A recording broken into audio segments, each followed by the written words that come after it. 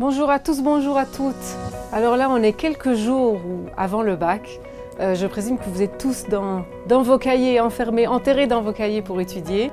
Et ça vaut la peine une petite réflexion à ce sujet-là. À combien est-ce qu'il faut s'investir pour réussir? C'est une question de Emouna, c'est une question de Ishtadlout. Ishtadlout, ça veut dire quel est le degré d'effort qu'on doit faire. Est-ce qu'on ne peut pas dire que de toute façon c'est Dieu qui décide? Et si je dois réussir, je vais réussir. Et si je ne dois pas réussir, je ne réussirai pas. Alors c'est dommage de perdre mon temps à des heures et des heures à étudier.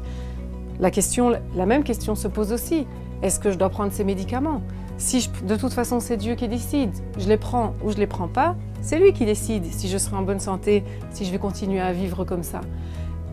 Est-ce que je dois travailler pour avoir de la parnassa?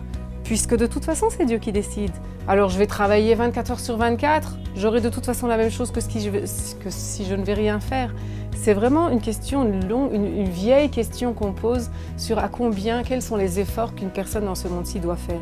Le fils du Rambam a écrit un livre sur cette question précise et la conclusion, elle est très simple. La conclusion, c'est que oui, en tant qu'être humain normaux, on doit faire des efforts, mais on doit faire des efforts normaux.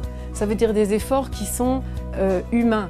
On ne va pas étudier 24 heures sur 24, on ne va pas travailler 24 heures sur 24 et on ne va pas manger des médicaments 24 heures sur 24.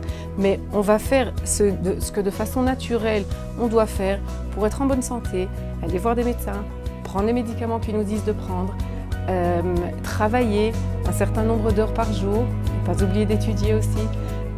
Et puis aussi pour des examens comme le bac, étudier, mais aussi de façon normale. Et Bezrat Hashem, si on doit réussir, on réussira.